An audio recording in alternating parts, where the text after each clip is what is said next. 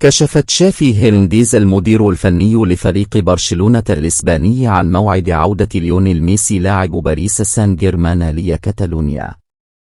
وقال تشافي في تصريحات للصحيفة موندو ديبورتيفو الكتالونية: ميسي سيقرر مستقبله الأسبوع المقبل وأنا موافق 100% لعودته من جديد.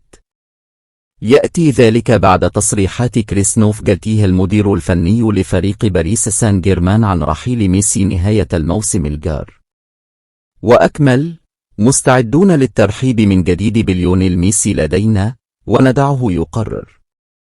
قال تشافي عبر تصريحات صحفية اليوم الجمعة: أحب هذا النادي وللتعاقد مع لاعب إذا اضطررت للسفر وإذا اضطررت إلى الاتصال به وإذا كان علي القيام بأي شيء سأفعل ذلك ويجب أن أفعل ذلك من أجل الفريق.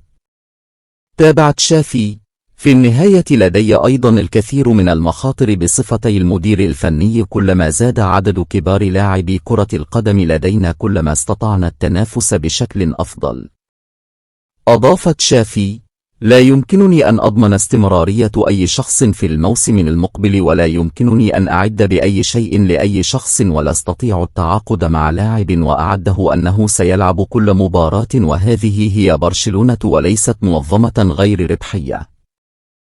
استطرد تشافي: الناس يطالبون بالفعل بالدوري الإسباني ودوري أبطال أوروبا لكن الواقع هو أننا لسنا في نفس المستوى الاقتصادي مثل سيتي أو مدريد أو بايرن أو يوفنتوس ولا يمكننا التوقيع مع من نريد. مشكلة اللعب النظيف تؤثر علينا كثيرا.